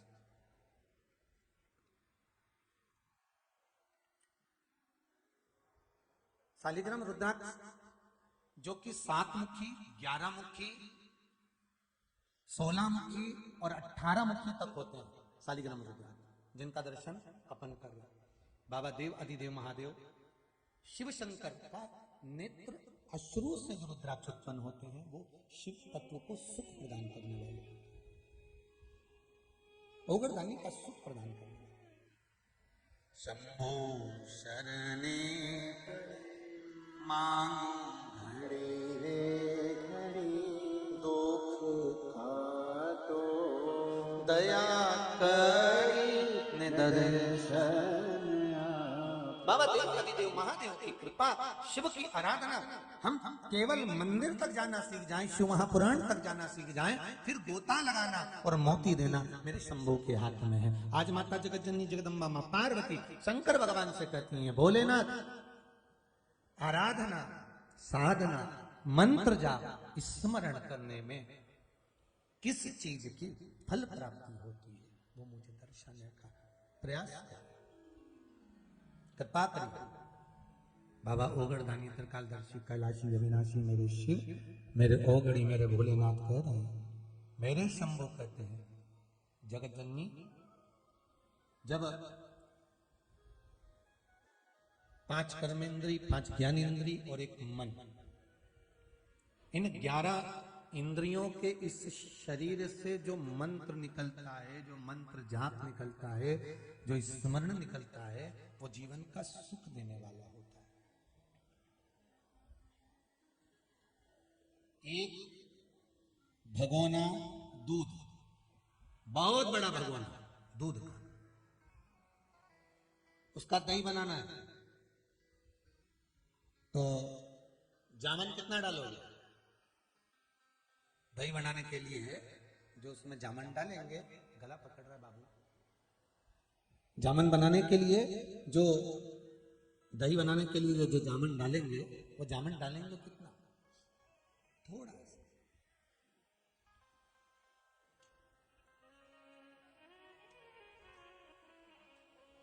बड़ा सारा भगोना, बड़ा भरा हुआ दूध का है, बहुत भरा,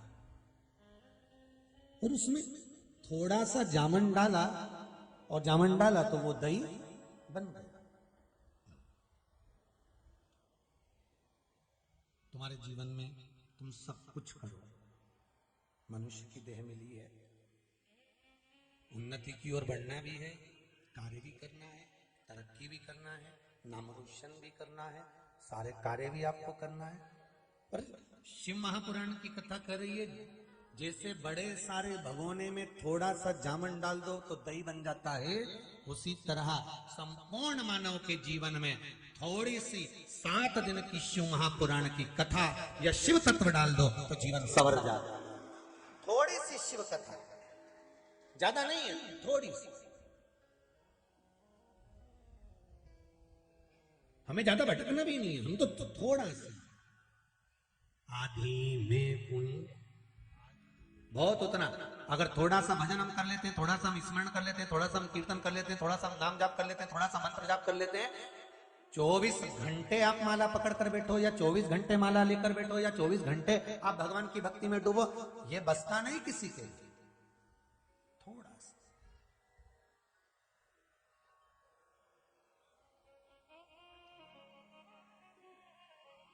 ना राम नाम लीनो तूने बड़ी जवानी में, तू डूब के मर जा रे चुल्लू भर पानी में, तू डूब के मर जा रे चुल्लू भर पानी में। मंत्र जाप अगर हम कर रहे हैं, थोड़ा भी मंत्र जाप कर रहे हैं, थोड़ा भी हम स्मरण कर रहे हैं, हमारे जीवन को हम सार्थक बना रहे हैं, हमारे जीवन को हम संवार रहे हैं। पर मंत्र जाप करने में एक चीज का स्मरण जरूर करिए। सुबह के समय पर यदि माला लेकर बैठे हो तो नाभि के पास देखो, कौन से कमरे की लाइट किस खटके से जलेगी, ये ध्यान होना चाहिए। मंत्र का फल, माला का फल किस जगह से कितना प्राप्त होने वाला है उसका स्मरण करिएगा। सुबह के समय पर, ब्रह्म मुहूर्त में, प्रातः के समय पर यदि आप मंत्र माला जपने बैठे हो, माला लेकर बैठे हो, तो आपका हाथ कहाँ होना चाहिए? नाभि के पास। जब मध्याह्न का समय हो जाए, दोपहर का समय हो जाए, तब आपका हाथ माला जपने का जो हस्त है फिर वो अपने हृदय के पास है, और मंत्र माला जपने का फिर हस्त कमल शाम का जब समय हो जाए तब हाथ नासिका के पास आ जाए। नासिका, नासिका के पास। खटकों का ध्यान रखना, कौन से खटके से कौन सा पंखा चालू होता है, कौन से खटके से कौन सी लाइट चालू होती है, और किस जगह पर हाथ रखकर माला जपने से क्या फल प्राप्त होता है, उसका भी स्मरण हमें करना चाहिए।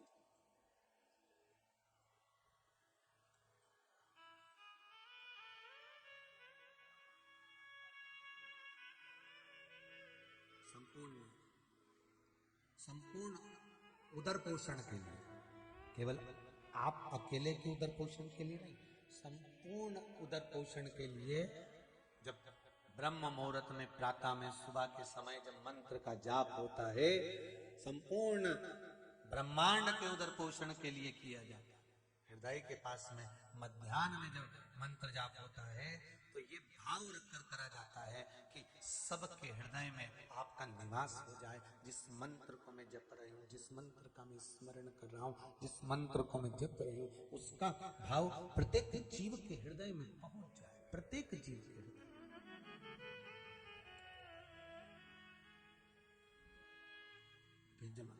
शाम का समय, रात्रि का समय जब होगा, नासिका के पास हस्त कमल होगा, तब उसका स्मरण करिए कि अब ये शीश, नासिका, मस्तक सब भगवान के चरणारविंद में समर्पित हो जाए, सब समर्पित।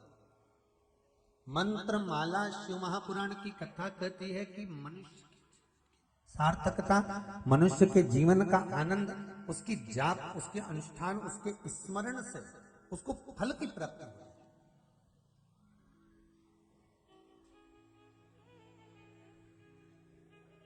महाराज पार्वती जी ने सुना, आगे वर्णन आया, भगवान शिव को क्रोध आया और उनके नेत्र अश्रु गिरा, जिस नेत्र अश्रु से एक बालक ने जन्म लिया जिसका नाम अंधकासुर पड़ा। अंधकासुर जिसको माता पार्वती ने अपनी गोदी में लिया है। महाराज जी, पार्वती जी ने अपनी गोदी में लिया है, और पार्वती मैया ने जब गोदी में लिया, अपने पुत्र का भाव दिया। पर बाबा देवाधिदेव महादेव कर रहे हैं, पार्वती ये आपका पुत्र नहीं है।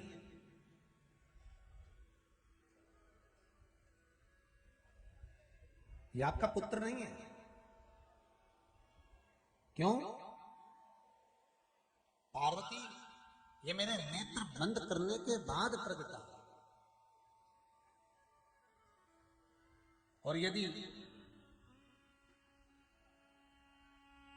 नेत्र बंद करने के बाद अगर प्रगटा है तो ये आपका पुत्र नहीं। पुत्र की सार्थकता कब तक है? पुत्र की सार्थकता किस समय तक है? माता पिता जिंदा हैं, और अगर पुत्र उनको आदर दे, सम्मान दे, सत्कार दे, माता पिता के अनुकूल चले, तो पुत्र की सार्थकता।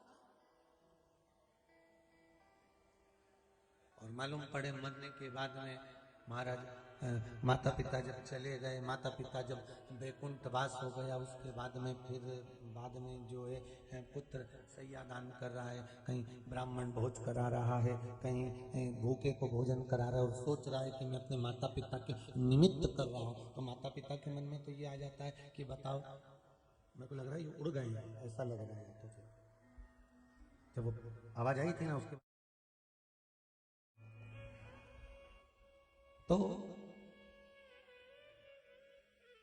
माता पिता के जाने के बाद अगर आप कुछ दे रहे हो, या माता पिता के जाने के बाद आप उन्हें कुछ प्रदान कर रहे हो, तो वो श्रेष्ठता नहीं है। जब माता पिता जीवित हैं, माता पिता का जीवन है, और माता पिता के जीवित भावों में हम माता पिता को अगर कुछ उनके कहने पर कर रहे हैं, तो बेटे के जीवन की सार्थकता, तो बेटे के जीवन की सार्थकता, वरना बेटे के जीवन की कोई सार्थकता नहीं। वो कहते हैं ना, जीते जी दंगम दंगा, मरे पीछे पहुंचा दी गंगा।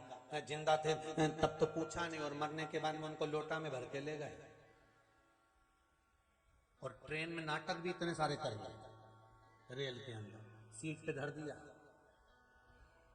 और कहीं का उस सीट पे चढ़ गया तो चिल्ला कर हमारी अम्मा बैठी है। अब सीट पे केवल अकेला लोटा रखा था, तो वो बैठने वाला बैठ गया। तो ने कहा कहाँ है तुम्हारी अम्मा? तो दिख नहीं रहा लोटा में। कहाँ ले जा रहे थे? कि गंगा जी ले जाए। रोटी खाए तो थाली रखे, फिर चाय पिए तो चाय रखे, टिकट भी करवाया, चाय भी पिलाई, रोटी भी खिलाई, और बड़े पूछते पूछते गया, अम्मा चलो, अम्मा चलो। अम्मा को ऑटो में भी ले गया, गाड़ी में भी ले गया, बिठा कर भी ले गया, ट्रेन की बर्थ पर भी खाना भी खिलाया, चाय भी पिलाया, सब कुछ करते करते करते करते लेकर गया। जितने प्रेम से तू अम्मा को मरने के बाद ले गया था, उतने प्रेम से अगर तू जिंदा जी ले जाता तो अम्मा का कितना आशीर्वाद मिल जाता। जरा विचार तो कर, मरने के बाद भी तो तू लेकर गया।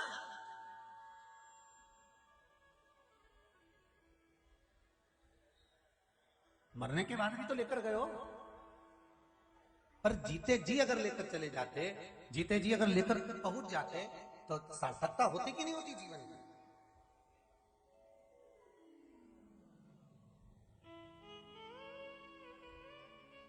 कथा कह रही है, ये अंधकासुर जो जन्मा है ना, मेरे नेत्र बंद करने के बाद जन्मा, और मेरे नेत्र बंद करने के बाद जन्मा, इसलिए इसकी श्रेष्ठता नहीं है। पार्वती इसको ले जाकर समुद्र में फेंक दो। पार्वती जी कहती मैं समुद्र में नहीं फेंकूंगी, क्योंकि मेरा पुत्र है, आपके द्वारा प्रकट हुआ है। अब देखिएगा जरा, भगवान शंकर के नेत्र बंद थे, और नेत्र बंद होने पर पुत्र पैदा हुआ, उसका नाम अंधकासुर हुआ, और भगवान शंकर ने ही उसका संहार करवाया। और भगवान शंकर के नेत्र बंद थे, पार्वती जी ने हाथों से भगवान शंकर के नेत्रों को बंद कर दिया था। जैसे ही नेत्र बंद हुए, पार्वती जी ने नेत्र जैसे ही शिव जी के बंद करे, बंद करते से उनके नेत्र से एक अश्रु नीचे गिरा, जिसके गिरते से रुद्राक्ष का वृक्ष उत्पन्न हो गया।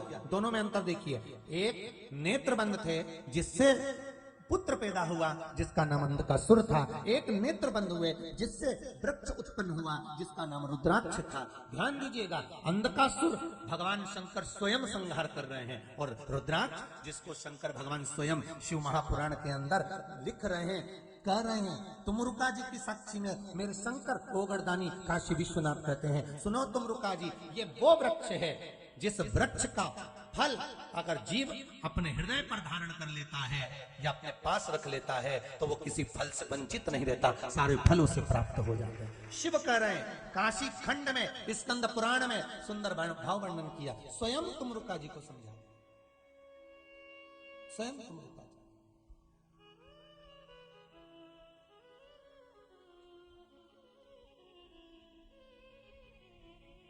स्वयं स्वयं कह रहे हैं।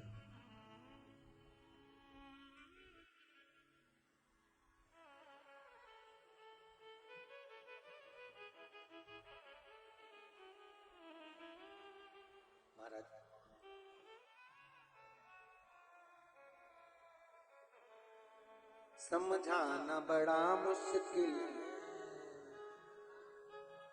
आखिर वो दर्द दिल है, सच्चा दरबार लगा है, ये भोले की महफिल है, सच्चा दरबार लगा है, ये भोले की महफिल है।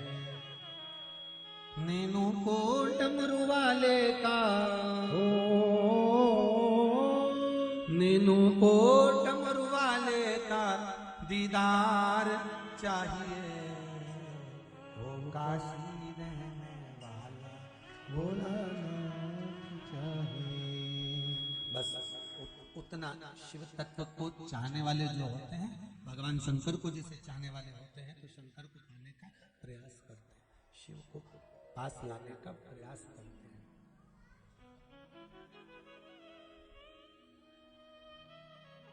पुत्र दोनों हुए, पुत्र दोनों प्राप्त हुए, पुत्र दोनों मिले हैं। एक नेत्र बंद कर कर अंधकासुर के रूप में प्रकट हुआ है, एक प्रकट हुआ तो रुद्राक्ष के फल के रूप में प्रकट हुआ। एक संसार को दुख दे रहा है तो एक संसार को प्रसन्नता दे रहा है। एक दुख दे रहा है। अंधकासुर ने करा क्या था?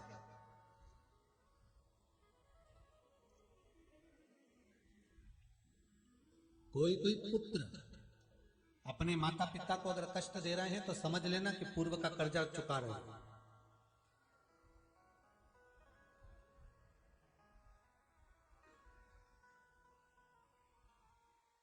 कोई बहू तो बहुत अच्छी मिल जाती है जो टाइम पर भोजन भी दे देती है, सम्मान भी करती है, आदर भी करती है, और कहीं की ऐसी भी मिल जाती है जो अपशब्द भी कह देती हो।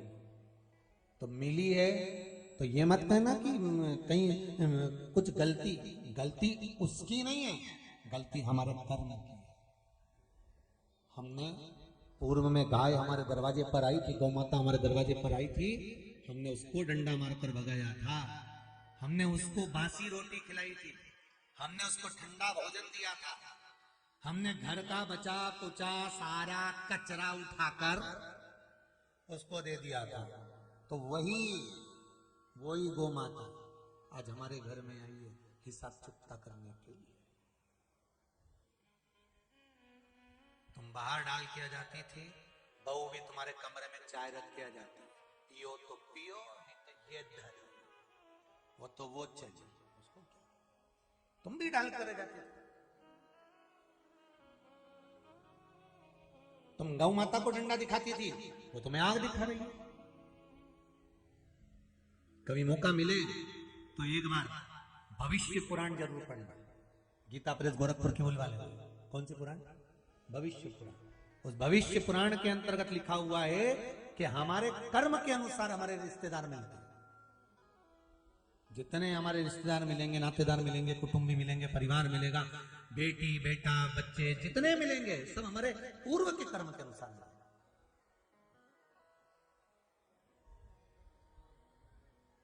और पतियों से भी निवेदन है, तुमको जो जगदम्बा मिली है वो तुम्हारे कर्म के अनुसार मिली है, और पत्नियों को जो भैरू मिले हैं वो तुम्हारे कर्म के अनुसार मिले, दूसरे का कोई कर्म नहीं।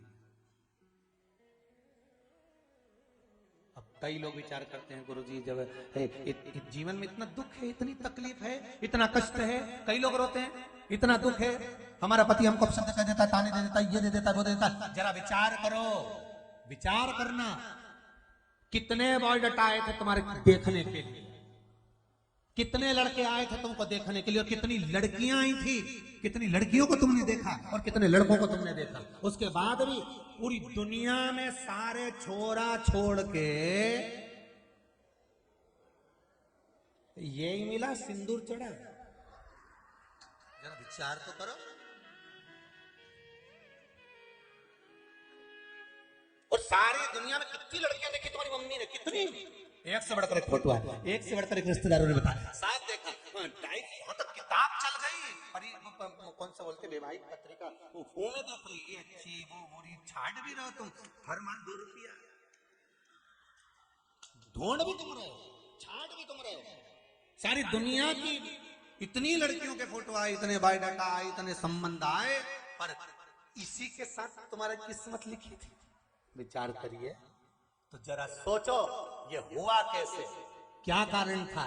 ये आज का संबंध नहीं था, ना जाने पुराना कितना संबंध था। इसलिए चुपचा करने के लिए इससे जोड़ा गया, हिसाब जोड़ने के लिए बनाया गया। कई लोग इंदौर में ढूंढे, भोपाल में ढूंढे, वहां ढूंढे, मालूम पड़े गांव की गांव में हो जाए। कई लोग इधर उधर ढूंढते, गांव की गांव में ढूंढे कि मैं तो यहीं की यहीं करूंगा, मैं तो इंदौर की इंदौर करूं, मैं तो भोपाल की भोपाल करूं। नहीं भाग्य में तो दूर जाना पड़ेगा। किस्मत कितना देखा परखा, सब कुछ करा, पर जो भाग्य में ललाट पर लिखा था वो तो होना ही था। जन्म, मरण और परण, तीन मेरे भगवान के हाथ में, तुम्हारे हाथ में हो ही नहीं सकता।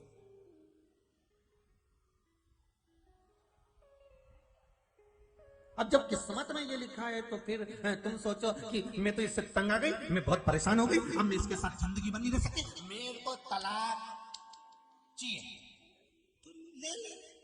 जब अभी भेरू मिला है, बटुक, आगे काल भैरव भी मिल सकता, वो तो मिलेगा भेरू ही, चाहे वो बटुक भैरव हो, काल भैरव हो, शमशानी भैरव हो, बाल भैरव हो, चाहे गढ़ भैरव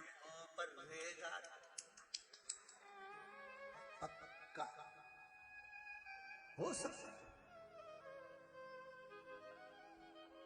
इसलिए निवेदन है, अदालतों में सबसे ज्यादा केस चल रहे हैं तलाक के। जरा सा कुछ हुआ तलाक, जरा सा कुछ हुआ अदालत में पहुंच गए। मेरा निवेदन है,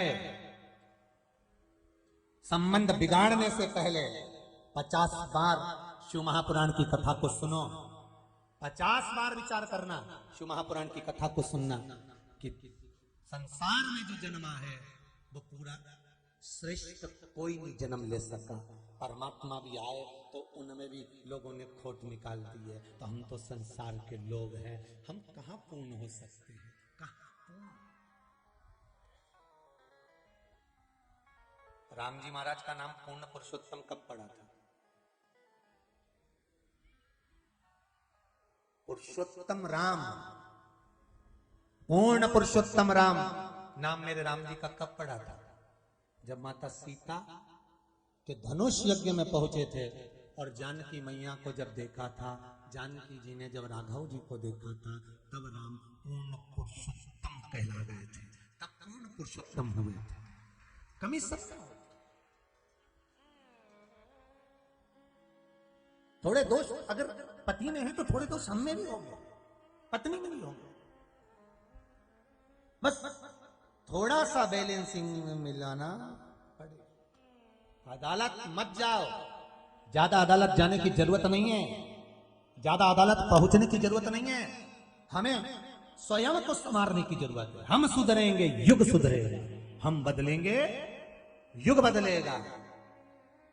सास बहू को सुधारना चाहती है, बहू सास को सुधारना चाहती है, बेटा बाप को सुधार रहा है, बाप बेटे को सुधार रहा है, बड़ा भाई छोटे को सुधार रहा है, छोटा भाई बड़े को सुधार रहा है। पर सुधरना किसी को नहीं है, सुधर